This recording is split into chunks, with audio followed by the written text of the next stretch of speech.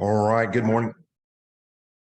Good morning, everyone, and welcome to the 40th edition of EO Exchange, where we will learn about artificial intelligence and ChatGPT. And based on the numbers this morning, there's a great deal of interest in this subject.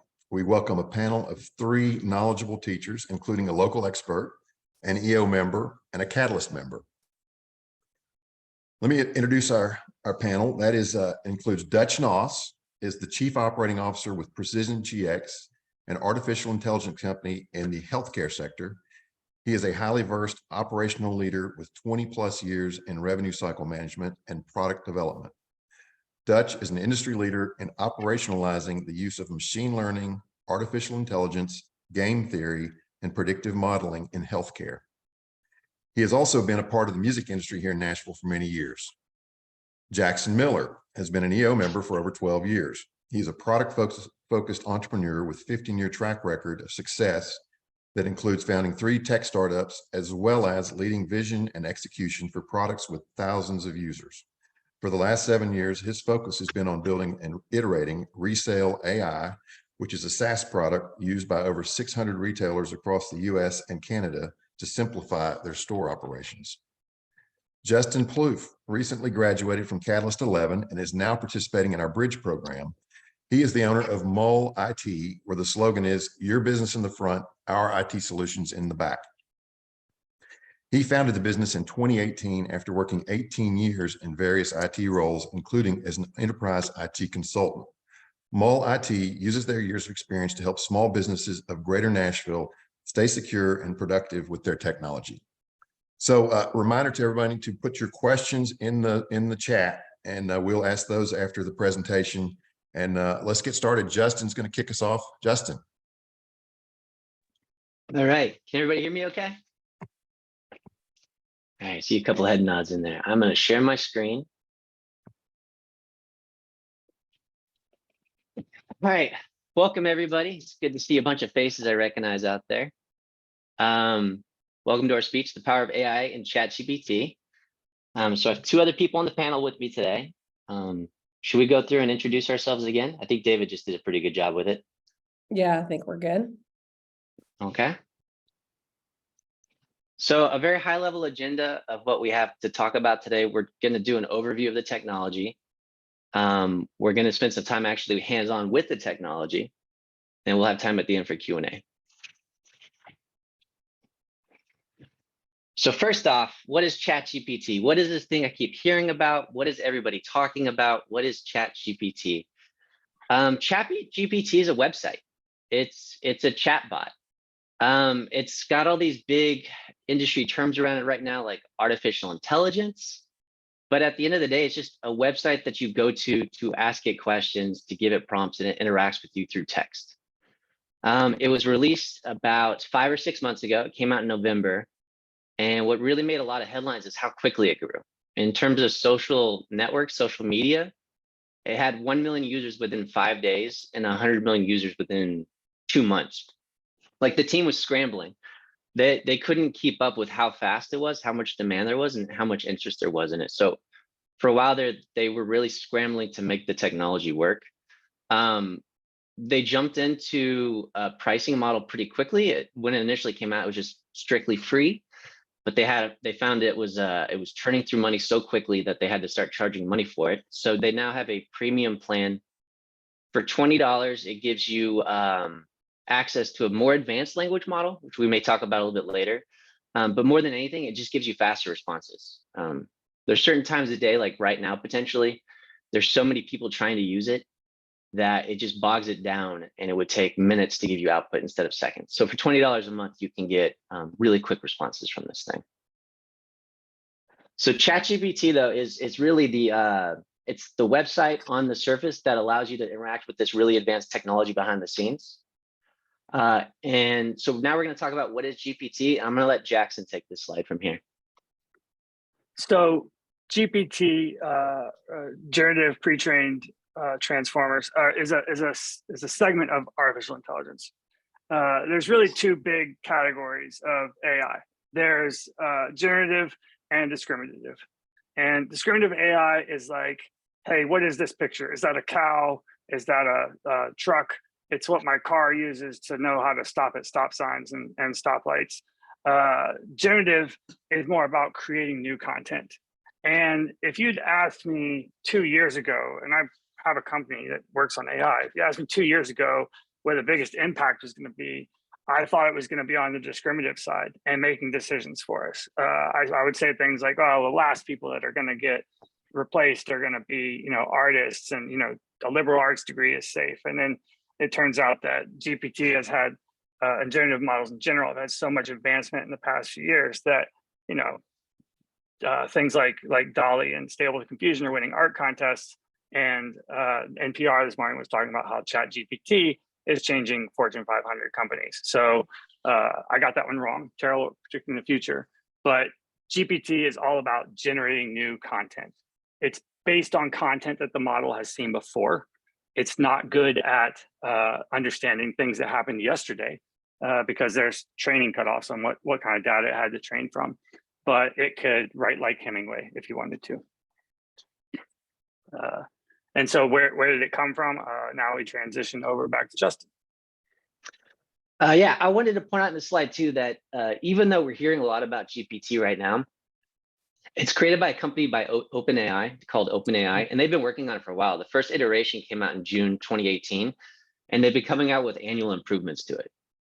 So we're just really in the middle of something happening, and we're just now first getting wind of it. A lot of people ask me, where did it come from? So how does it know so much? So GPT is a large language model, and what it did was it studied the internet.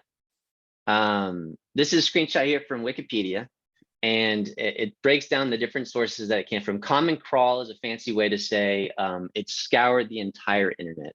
Really anything that was public facing, it grabbed and learned from. WebText 2 was Reddit. For those of you that aren't familiar with Reddit, Reddit is a social media website where people have open discussions about anything and everything based on groups called subreddits. Books are the next two highest categories, and lastly, Wikipedia. So it scoured the internet for every bit of information that it could find and learned from things that we were creating and inputting into the internet. So why now? I'm gonna let Dutch take this slide. Thank you, I appreciate it. So, why now? As we kind of say, the future is kind of here now. In the background for years now, this type of technology has been going on, but it really kind of reached this focus point where the technology and the use cases, and to Jackson's point that discriminative AI, I've been working in it for a few years. That 2-3 years ago looked like the future, but now with this generative, putting it all together. So really it's that kind of synergy of the different techs and the needs that brings it kind of into why this is kind of going the direction it's going. It's easy to use for everybody. And we'll talk about some of those things coming up.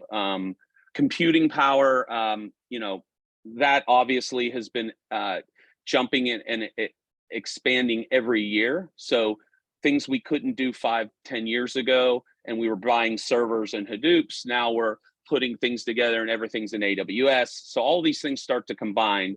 The additional thing is when they took the ChatGPT and put it essentially towards the internet, the training just exploded.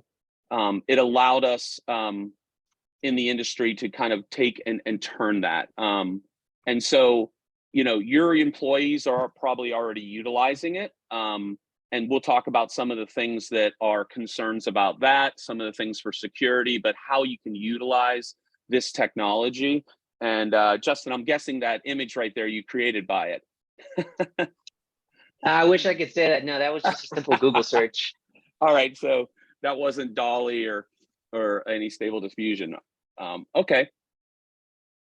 No, I do have an example of that later on, though, in one of the final slides to show what DALL-E and some of the more visual ones can do. So let's talk a little bit about the concerns. With every big technological advance, there's a resistance to change, and there's big concerns. I've seen things going around saying, ChatGPT 4 was released, and they're releasing ChatGPT 5 next month, and ChatGPT 6 will be 2 days later. It's not it's not growing that fast. ChatGPT 5 is not going to come out for, I think it said till next year or the year after. It's not going to replace all the jobs. It's not going to mean that kids don't know how to write anymore. There are legitimate concerns around AI, but the stuff that's the most popular and what we're talking about today, ChatGPT, isn't in control. It's not making decisions. It has no power. What it is it's like a kind of decent helper. And so we'll talk about like why to use it, but a lot of the fears are unfounded. Some fears that are legit is, around where this content that comes from the internet, like who owns it? Like if I have copyright ownership over information that's published online and they train off of it and it creates stuff that's like stuff I created, like, is that fair? Is that fair use? In schools, the tools that professors and teachers are using to detect if something was written by AI is now like way out of date, and they're giving false positives on stuff that people didn't use AI for, and it's totally missing stuff that people did use AI for. And if you need to create content on the fly, spam, phishing emails, scams, this is going to be a really easy, low barrier tool for people to use to make that stuff a lot better. And it's going to get harder to know sort of what's real and what's wrong. And when ChatGPT doesn't know the answer, it doesn't tell you. It will be confidently wrong. So if you ask it something that it's not good at, it will give you an answer. And if you don't know how to discern the difference yourself, and you go with that answer, then you might be an idiot or look like an idiot. And then also, Dutch, you have some experience with HIPAA and concerns around that, and like what people put into ChatGPT. Sure. As you know, I'm in the healthcare industry. We make sure we have a lot of security concerns around our members and clients' data. It's not HIPAA compliant. Asking it a story about can this code be utilized at a hospital in this type of event? If it's a story, it's HIPAA compliant, but that's a large thing. It's the security piece. So when you're working with you and your company, make sure that there's things that if you don't want it exposed, that you're kind of guarding that and putting extra security in. And I would assume in certain accounting, other types of highly regulated type industries, you will have some rules there. So I would check first before you start exposing anything that might be a compliance issue. The other thing that I think we had talked about a little bit is, I'm also have been in the music industry a long time. I'll meet with some people, and I've noticed on some of the presentations I've given lately, there's been a lot of concerns about, Skynet, it's taking over the world. What's it going to do? To Jackson's point, if it doesn't have the answer, it's going to be definitively wrong. Or if it's been trained with a bunch of information that's weighted in the actual amount of volume of incorrect data, it's going to lean towards that. The one thing though that it's starting to be better at, and with the more training, is in the world of 5 years ago and all that, it was a lot of yes and no's. And then if it was in question a maybe, it would just drop to no. That's one of the reasons the self-driving cars currently isn't working. My friend works there, and they still have problems with Horizon and 18-wheelers. The cameras lose the horizon and the car doesn't know where it's at. So it has to go into a safety mode. And in that case, it starts to slow down. You can't have that on the interstate. So this stuff is moving us forward. It's making better decisions like humans. Most 90% of the decisions we make, we probably haven't experienced before, but we have done research, we've seen stories, whatever it is. So we make a weighted decision on maybes. It is getting better at doing that. A lot of this generative piece that you see in the artwork and some of the things, it's now making a weighted decision. If you say, give me a song that resembles Jimi Hendrix meets the Beatles and Prince, it now has to kind of weight. Is it weighting equally? What parts is it going to weight? And then you'll be asking it, well, also give me the chordal structures of a Paul McCartney song, which might be different than a John Lennon song. Or I want a marketing campaign that actually resembles a Target or something that might be, because your demographic is a different, market segment than somebody like a little store that is specific to a region and you're selling something. So you can influence with that, but you need more input. Go ahead, Justin. Future, Jackson, you want to handle this one? Yeah. So as I mentioned before, I'm terrible at predicting the future, apparently. So we don't really know what the future is, except that we have crossed the tipping point with 100 million people using ChatGPT as of December. This went from, very, very, very much in the innovator stage right through the early adopter stage, and now we're in an early majority. My kids are using it daily. My wife is using it daily. These are not, they're highly capable people, but they're not, tech innovators at all. And there was a podcast from the Harvard Business Review a week or two ago that, now is the time. Like, if you don't already have a strategy for how you're using particularly ChatGPT in your business, then you need to work on that right away. This is as big a deal as having a website was in the early 2000s, or, mobile phones transitioning the way people communicated in the 2007, 2010 time when the iPhone came out. And so there are most likely already people in your company using it. If you aren't already, there are definitely your competitors using it, and it is demonstrably increasing efficiency and productivity of people who are using it well. So it's time to get on board. This train's leaving the station. We don't know what the future is going to be, but we know this is part of it. This is not going back in the bottle. This is not going away.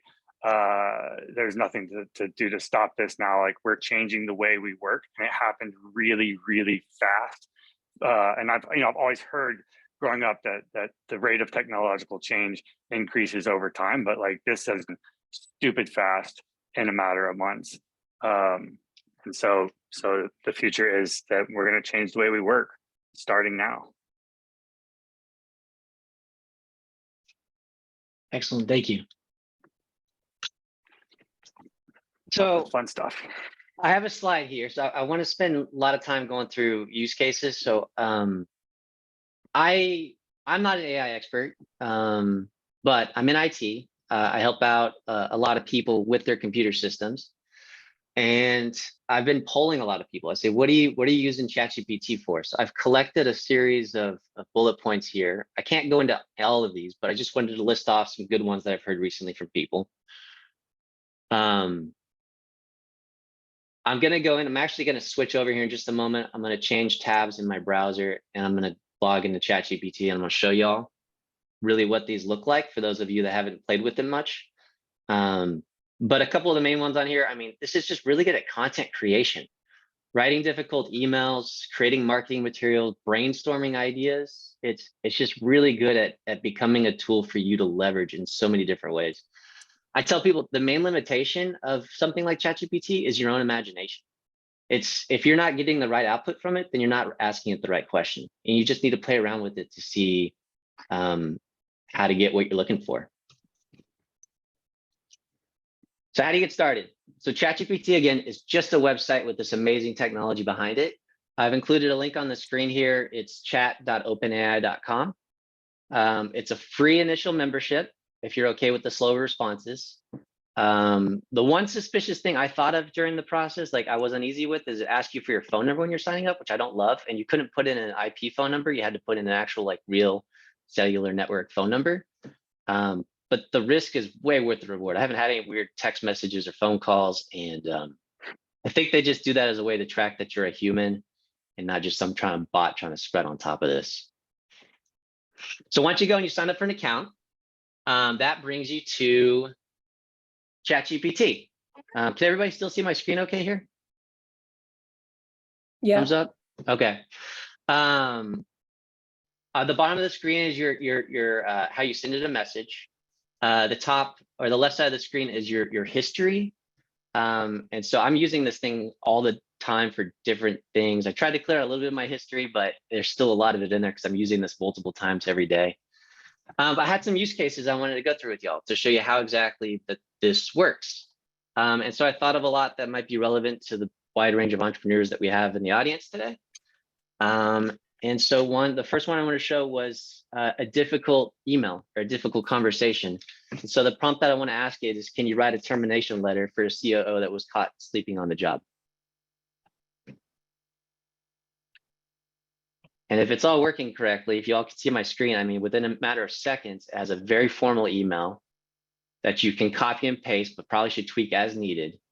That's specific to your situation. You know, as you are aware, it's come to our attention you were caught sleeping on the job. This is a serious violation of company's policies and expectations for all employees, especially those in leadership positions such as yours as our chief operating officer.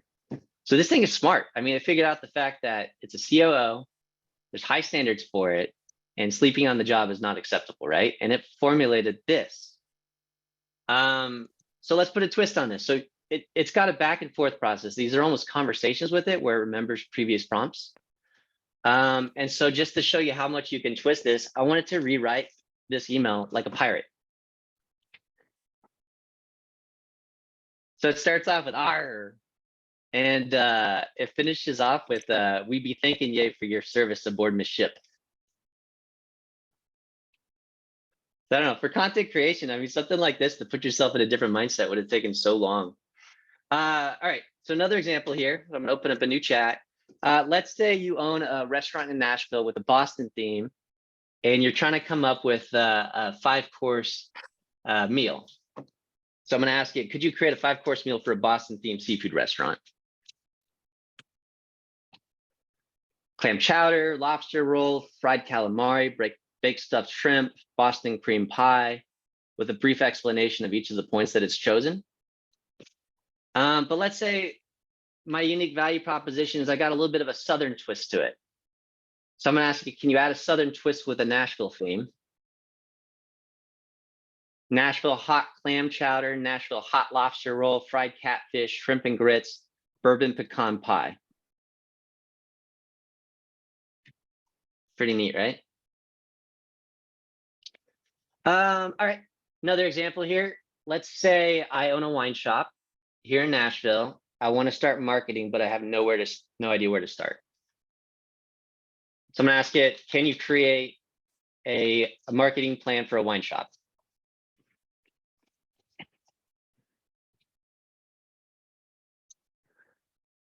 So in the past, I feel like I would have had to go either spend a lot of time on Google or hire an expert just to have some initial conversations with me about where to even jump in with the process like this. It's a very concise, direct research tool. As you can see for things like this, define your target audience, develop a brand identity, build a website, use social media, build an email list, host events, brainstorming, great ideas, right? So let's jump a little bit here. Let's say I want to build out a buyer persona. Let's say, can you provide several examples of customer personas for a wine shop in Nashville, Tennessee? The wine enthusiast, the casual drinker, the gift shopper, the tourist, the sustainable shopper, the foodie, the event planner. Cool, okay. Let's target some of these people. So let's say, could you create 10 social media posts for the casual drinker? Boom, it's Wine Wednesday. Celebrate Hump Day with a glass of our favorite easy drinking red. So on and so on. I'm not gonna read all of them. So we were talking about this a little bit in some of our meetings leading up to this too, to this presentation. This is potentially a threat to a lot of jobs like a marketing expert. But I don't think that it's necessarily going to destroy the need for a marketing expert. I think this is just a jumping in point for a lot of research. And I don't think that it's necessarily going to rule out the fact that I need to one day talk to an expert about how to get these things done and really what's the right way to do it. I also feel like if you are a marketing expert and you're seeing something like this, that you should be aware of the tool. Like in a way that this is two things for you. This is competition, and this is a tool that you and your team could potentially use as well. You should be playing around with this, learning the limitations and learning how you can use it for your own business. And Justin, I would add that this is an efficiency gain. We utilize it at our company. So I don't have to staff as many people to do certain things. We can start out and it gets us halfway there maybe, or 70% of the way there. Then we customize it to our own needs. Every business is a touch unique. Mm-hmm. Should I keep going with use cases? I got a bunch more. I think do another one or two. Okay. And- Next one. Let's say you own a hair salon and you want to create a cancellation policy. Create a cancellation policy for a hair salon.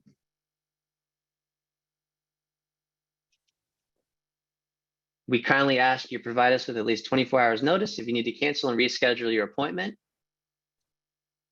Be like, all right, though, but I have a soft spot in my heart where I feel like there's a couple exclusions. Let's say I want to add an exclusion that if somebody recently had a death in the family or something silly like they're running late for a movie, they're okay to cancel a hair appointment. So it's taken the same notice and added an additional paragraph. Where did it go? I lost it. Creates so much content so quickly. We understand emergencies. Oh yeah, we understand that emergencies and unexpected events happen. Therefore, if you recently had a death in the family or a medical emergency, we'll waive the cancellation fee if you provide us with documentation or proof of the event. I was playing around with this yesterday too and preparing for these use cases. And I asked it to add an exception if they brought us cupcakes.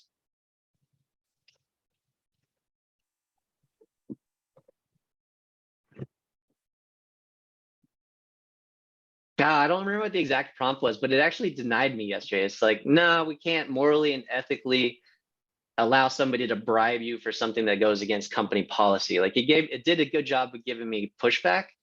But that kind of goes to what I mentioned earlier. It's all about how you phrase and the prompts and just digging in different ways to get what you're looking for. So I must have asked the question slightly different yesterday. And now it's allowing us to accept cupcakes. I think, Justin, I think GPT-4 model is more likely to provide pushback. And I think you're using 3.5 by default. Okay, that could be it.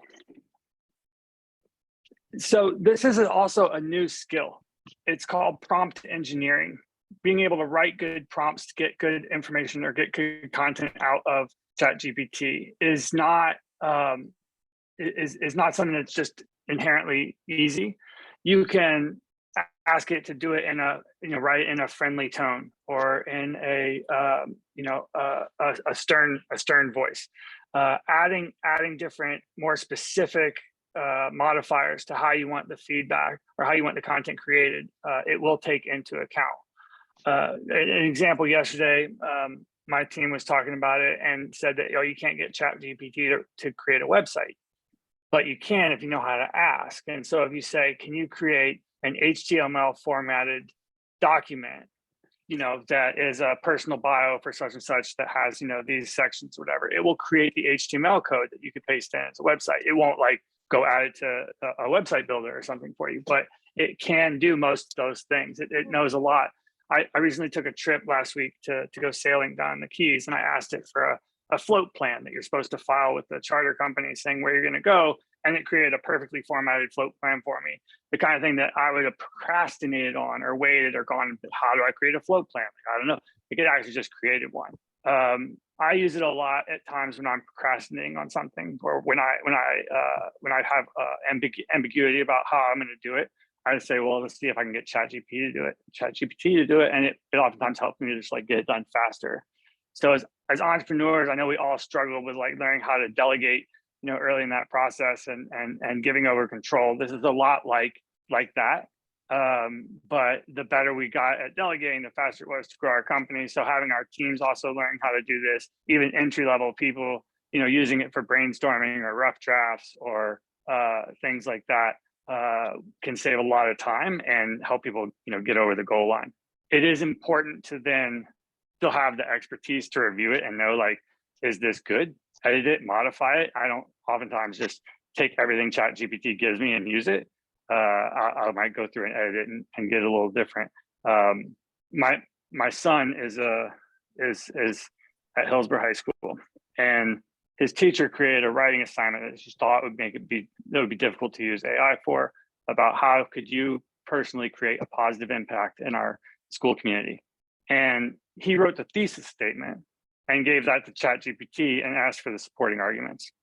Then he took the feedback from what ChatGPT gave it and ran it through Grammarly to reduce the reading level and simplify it.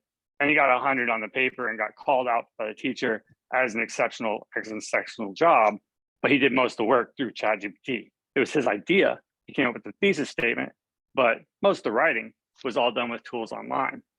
And so I think that's the kind of thing that we're seeing in a lot of companies where the work we don't necessarily enjoy, creating the draft, or we like coming up with the ideas, but like the work of actually writing something or building that marketing plan, even just getting the format for the marketing plan, are things that can hang people up or take a disproportionate amount of time. Do we want to open it up to questions of how to get particular use cases or things that, hey, could I get ChatGPT to do that? Or questions in general? Do we have, is that where we are? Jackson, I wanted to add to yours real quick that, being at a small company, and, I used to be an executive at United, large company, we're all in the small company, very progressive. This is a way to even the playing field, because the more creative you are and the more progressive you are at moving towards these things and utilizing these. Jackson, to your point, you've got your whole team using it. I have one person in my company in a certain position utilizing it.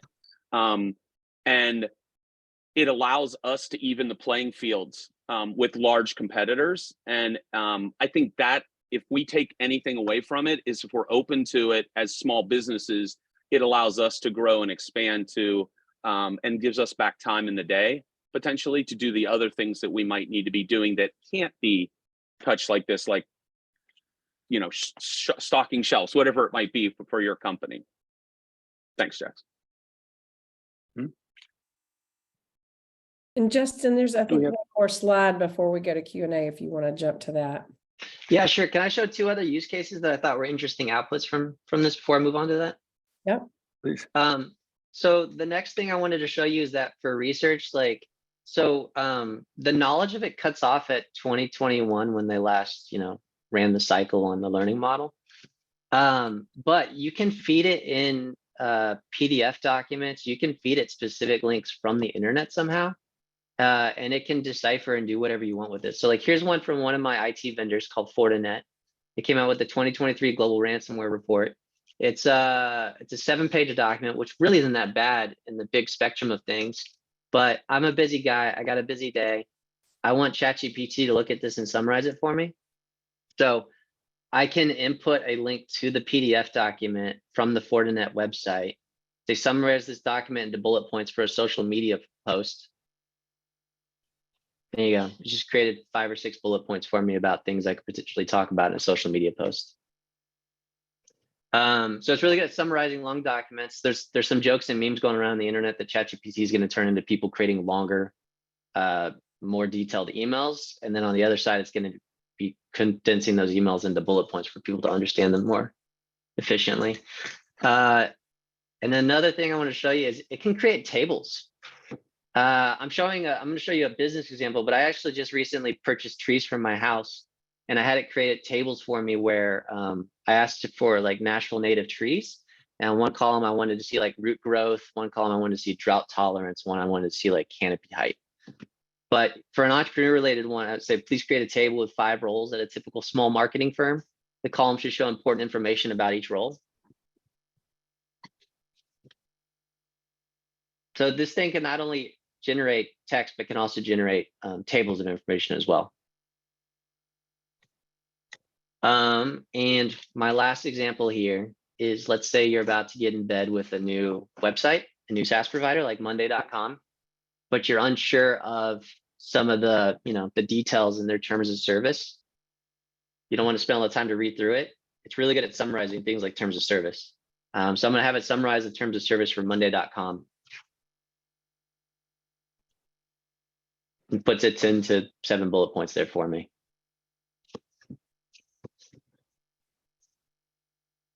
Anyways, those are my last of use cases, unless you guys thought I should have anything else before I move on to the next PowerPoint slide. That was really helpful. Thank you. Excellent. Cool. All right, Dutch, you want to talk about the other platforms? Sure. I was wondering if we still had this slide. So not only is it content creation in language, because they're all based on large language libraries, and it's a text, but this is a text to image creation. So if you're looking at Stable Diffusion or DALL-E, essentially you can enter things in, and these are other platforms that essentially generate things. So if I've been working with a friend, and we're talking about our album artwork, and we wanted original album artwork, and these platforms work almost identical. We put in and we said we wanted something from the 1950s, mid-America. We start putting things in, it starts generating. We're like, oh, that's not what we want. So we're able to go in and start. And to Jackson's point earlier, it won't create a website, but if you put in the correct terminology, it'll do that. So you can literally take a stick person, which I would draw, and you can create artwork that then becomes either for your website, for a marketing pamphlet, for an album, whatever type of industry you're in. So I would suggest that you also look into some of these other platforms, and maybe even ask ChatGPT about them, and figure out that this allows you to be content create, and the cost of these is minimal. It's all business expense, and it's extremely minimal per month and per image. Anything else on this one, Jackson? I know you utilize this also. Yeah. It's fun to play around with. You need stock images, or something for, like, we need help center images that are robots doing things. And so I can use Stable Diffusion to say, give me an illustration of a robot doing, folding clothes, and it will create that for me. Looking back at the marketing plan for the wine shop, and we're gonna, give me social media posts, and there's a Wine Wednesday or whatever. Now you can ask for, one of these image generators to give me 2 people, sitting outdoors on a patio, enjoying a glass of wine on a summer afternoon, and it'll give you that. And there's your whole social media post. You create the image that's from something, from nothing. You can use people that look similar to famous people, things like that. There's also image to image. So you can say, there's things where you can like draw a sketch, and say, give me a high quality photo, from this. And it will take your sketch and turn it into a photorealistic, image of your sketch. And so it's again, just something to play with. You'll start seeing more and more of this stuff in the apps that you're already using. I use an app for writing code, and I have a tool where I can just give a comment for what the function should do, and it writes the function. Sometimes it's confidently wrong and I don't use it, but a lot of times it's right. It saves me a lot of time. But as you start seeing these pop up into applications that you're already using, where it can write the email for you, Microsoft is doing a ton of stuff with this right now, and is one of the big funders behind OpenAI. And so you'll start seeing more and more of this in Office and in Exchange and those kind of tools. Just know that it's something that you want to start playing with and figuring out how to use well, because this is really similar to having a computer on your desk for the first time, and the companies that were like, oh no, we're not going to do that, ended up getting disrupted. That's all I'd add. So yeah, the image stuff is really fun, and audio, video. There's tools for all kinds of media formats. I feel like as soon as this came, like ChatGPT really had its growth come out in November, December this year. Everybody jumped on board with it as quickly as they could. Google came out with a similar platform called Bard. Microsoft has exclusive rights over GPT, so they tried to integrate it in their own Bing search.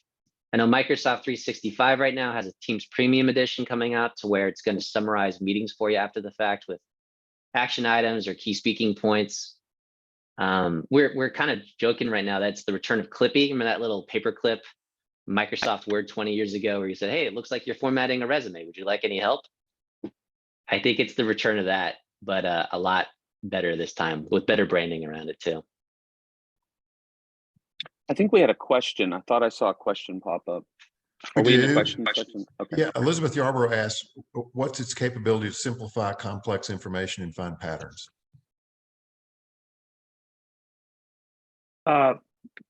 Simplify, source document link. What are the patterns in, paste in the data set. Back to the concerns and what do we want to, what we want to not share. Like I'd be a little hesitant about sharing, actually true intellectual property from my company or data that I don't want people to have access to. But asking it, to summarize, asking it to simplify, asking it to find the common themes, like it can do that pretty well. It's just figuring out how to ask it the right way, and even then Googling, or using ChatGPT for what are prompts to, find patterns in complex information, and you can get example prompts. In the world of it's- ChatGPT, one limitation I found is how much text you can put into it initially, and the fact that it can't interact with modern websites. The workaround that I found for that is creating something like converting a large document or a large website into a PDF document, hosting it somewhere online, and then sharing that with ChatGPT and asking it to look for patterns or look for summaries or what you're specifically trying to do. I feel like the difficult part's just getting the information in there sometimes. And I would add, this is not discriminative AI, right? This is going to be generative. So this isn't going to be working like with our company. We do a lot of different things with NeuroNet and Random Forest and K, all these other models that actually data scientists work in, which are extremely good at classification, pattern recognition, generating things like that. But for businesses at your size, this is probably the best way to come in. And in my opinion, it can get you 10, 20, 50, 80% of the way there, and kind of give you that disruptive effect, and being a disruptor, like kind of what Jackson mentioned. So Klaus asked if there's a difference between ChatGPT 4.0 and the Bing chat function on Microsoft.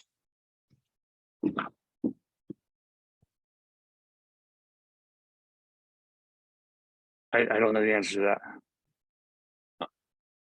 I don't use Bing, so I can't answer that one.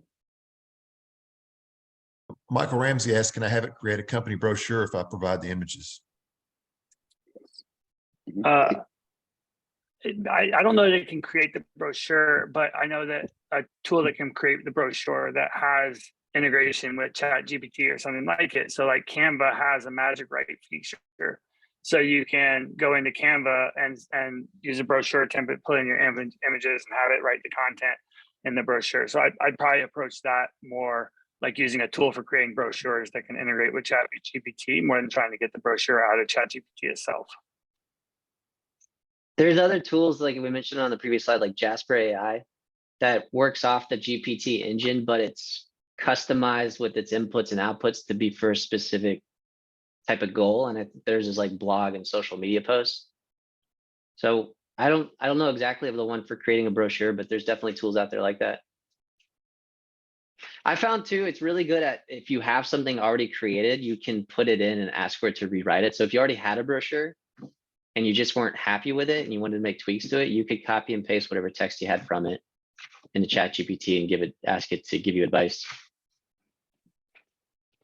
And Michael also asked, how do you feed a PDF into ChatGPT? Like I did on the example earlier, I had, like my vendor had sent me a PDF link that I just clicked and dragged from the browser and put it into the search box. But to make a PDF, usually you can do like in your browser, you can like print it as a PDF, or if it's in like something like Word, you can save it as a PDF. Hosting it online is a little bit more difficult. You probably want to talk to a webmaster about that.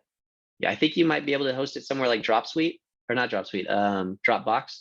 You could, and just you create can like do a the public public link. folder of Dropbox. Yeah. So host it in Dropbox, get the link for it, ask the question and include the URL for the PDF document there. Marcel Hunter asks, can ChatGPT communicate with incoming leads to gather client information to give quotes? Yes, in a way. You can integrate ChatGPT with like Zapier, which is a automation tool for connecting different services together. I'm really, really sick of drip campaign emails where I get like, hey, did you see my last email? And so I've started using ChatGPT to reply to those with like 500-word replies telling them to piss off. You can use Zapier to connect your inbox. So in an incoming message, fits some pattern to then generate it as ChatGPT. I would have it generate a draft and not actually send that email. But you can. And one thing my company is doing is we are working on our internal chat communication that we have for our customer support. And you can have your own instance of ChatGPT via the API that they provide and feed it your own data for like our help center. So it replies from that. And so we are working on rolling out to our customers automated chat bot that's using ChatGPT with our actual information only and has its communication style. So there are ways to plug it together. It's not just as easy as going to the website and using it, but you can absolutely put it into processes and integrate it with APIs or hiring somebody to help you do it.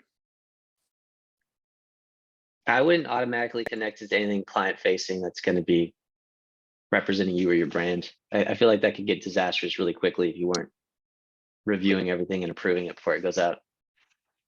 But you might be able to utilize it by bringing it into a pool essentially, and then utilizing the chat functionality to then break that down into groupings, so that now you have this grouping of customers that have this type of question, so that you can kind of break up your workflow and maximize your team that might be responding to that, so they're doing things more efficiently over and over for the same type of customer.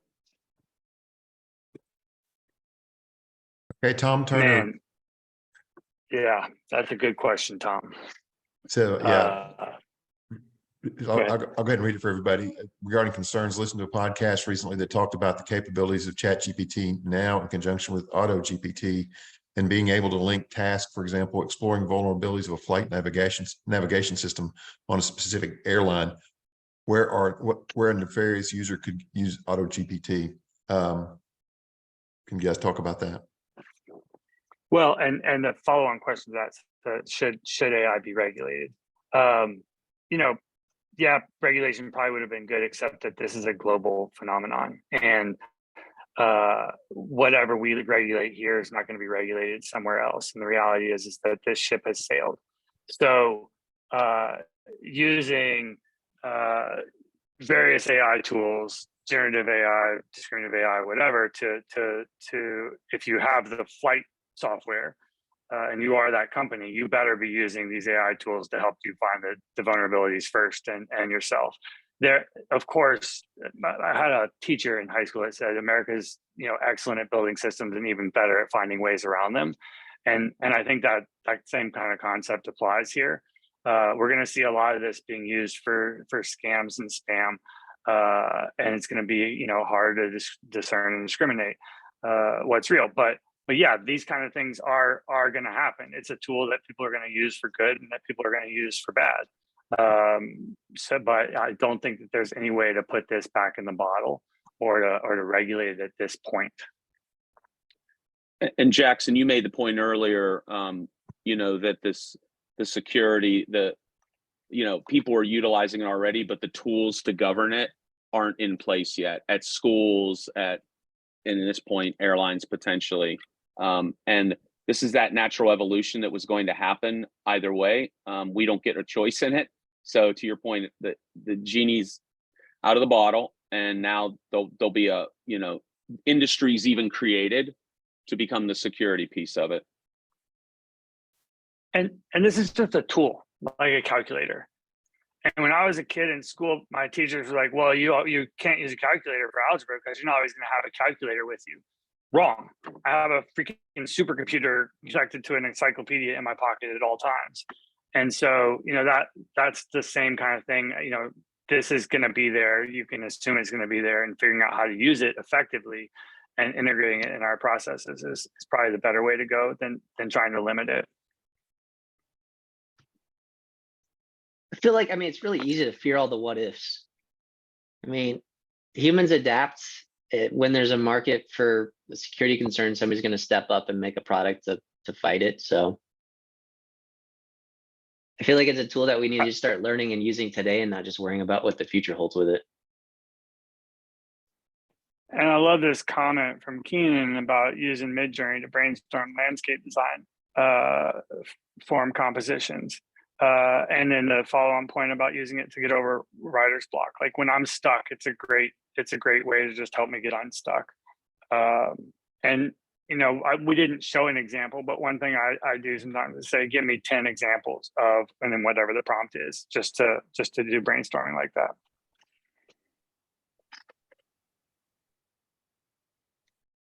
Then Marcel Hunter's, she's interested in the option to generate drafts for incoming leads and wants to connect maybe to learn how to do that. I've got a question. I've heard several, but what are the most mind-blowing uses you've heard that ChatGPT has been able to do?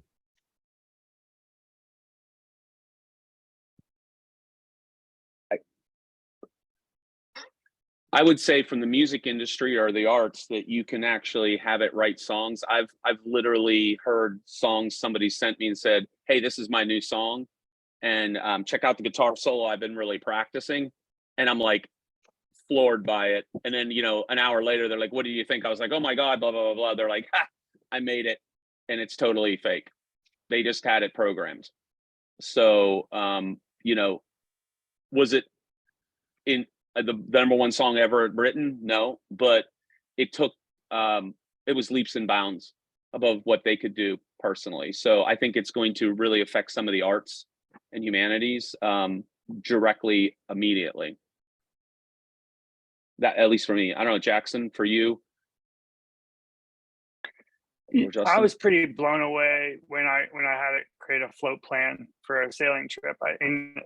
That seemed like pretty specific kind of request. I've also used it to create a workout plan for a 46-year-old male in decent shape who's trying to build strength and wants to work out 4 days a week, and it did as good as anything I found on the internet. So I just kind of blown away mostly by the breadth of what it can do.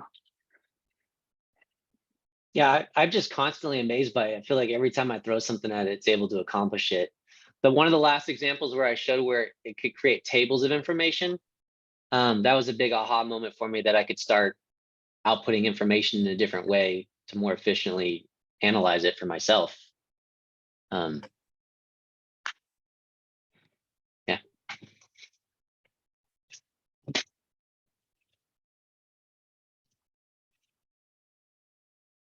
So I guess I've heard that this is going to revolutionize knowledge industries. And one example I heard was that ChatGPT was fed symptoms and popped out 3 different possible diagnoses, and a doctor had missed one of the 3 that turned out to be the correct diagnosis. And it seems like this is just going to change so many knowledge industries. Is that fair to say?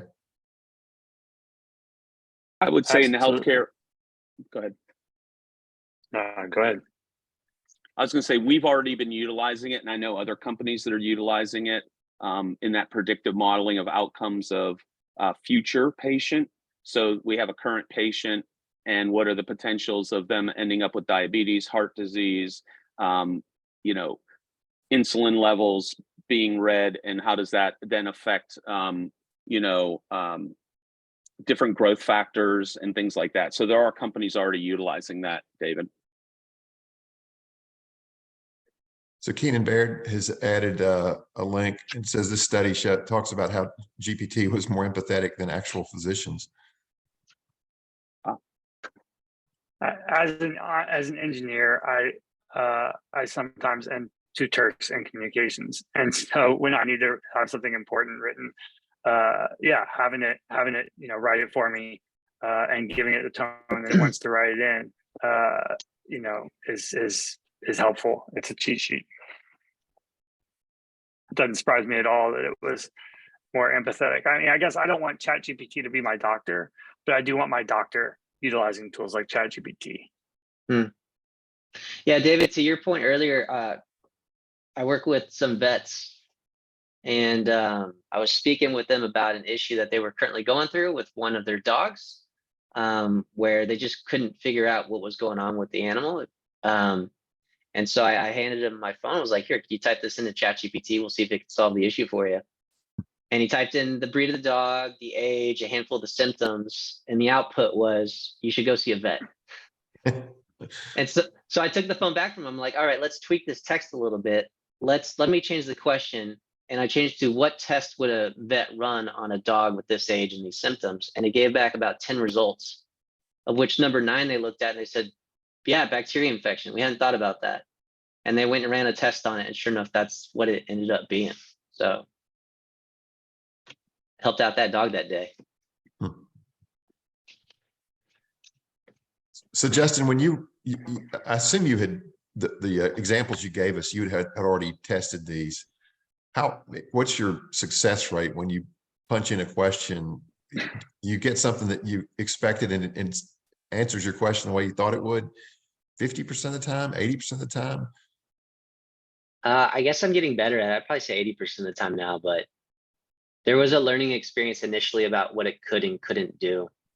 Like another example for me, I've been doing some estate planning. My wife and I, we have a 9-month-old child right now that we're trying to get all of our ducks in a row for. And I just wanted to see what it could do with legal documentation. And so I asked if it could write me a living will. And it said, no, sorry, as a language model, I can't do that for you. So I turned around and I said, well, can you give me the bullet points of what should be the main items included in a living will? And it said, all right, here are the 10 things. And I asked it in return. I was like, okay, well, can you take each of those bullet points and write a paragraph about each of them? And through doing that, it made me a living will. I didn't use it. If there's any attorneys in here, I'm not using it as my living will. I just was playing around with it that way. I did something similar. Sorry, ClassX, what training options are available to introduce employees to and train on AI and ChatGPT?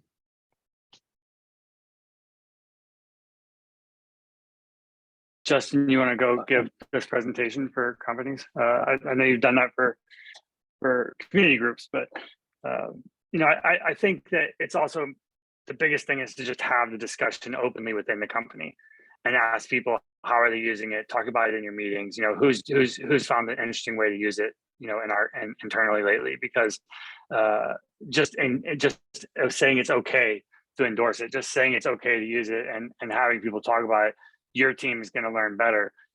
It's happening so fast that there's not a lot of best practices and training resources out there. Yeah, there are some, but they're not definitive because it's changing so quickly and it's happening so fast. And so just being in the experimentation phase in your company is probably great. I'm not personally, you know, doing this kind of work for hire. I'm sure there are people are, but I don't have links to those. I feel like I've learned so much about it right now through experimentation and just talking to people, because if you start to look around for trainings, I feel like all of it was created with ChatGPT. Like, it's so hard to find content out there in regards to this that doesn't sound like it came from a robot, which is pretty generic on the surface. Like, you really have to tweak it to make it sound more human sometimes. Oh yeah, Sunny says LinkedIn Learning probably has a good number of entry-level courses. I assume something like Khan Academy or Udemy does as well. But to go to like a curated knowledge source right now is probably a great way to learn it. So guys, it's 9:59 right now, and I don't know who needs to jump off. But we do have at least one more question. But I just want to thank our 3 panelists. This has been great help to help us learn more about something it's going to impact our daily lives dramatically in the next few years. We all know that.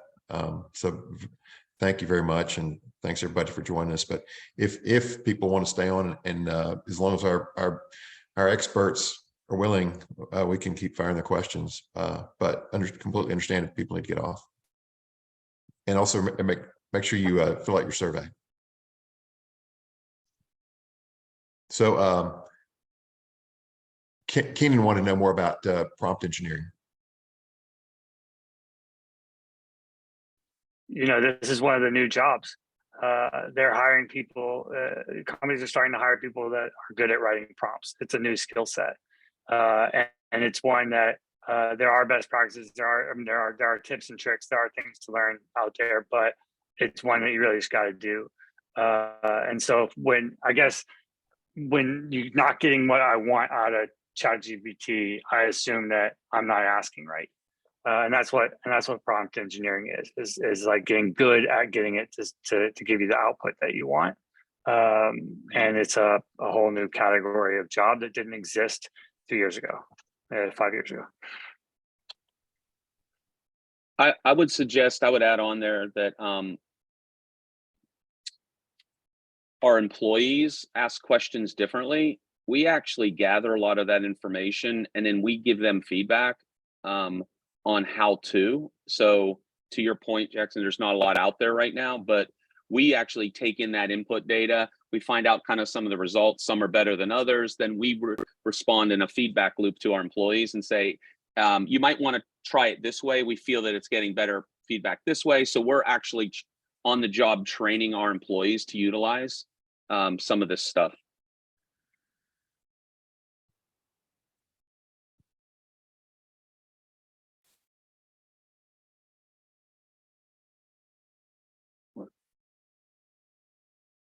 One thing I meant to mention earlier, go ahead and pay the $20 EO members can afford it. Not having it's not available right now ever, being able to use the newer ChatGPT model, it's worth it. I'm sure there's plenty of things that you waste $20 on. So I use a lot of stuff for free, but I think it's highly worth it to go ahead and put in the $20 to use ChatGPT Plus.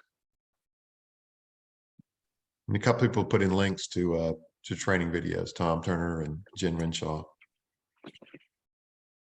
I paid the $20 to do the demonstration today, just so I could make sure it was fast enough for everybody when they were watching. It was nice when you purchase it. It has like this little confetti come down from the top of the screen. It made me feel good about paying them.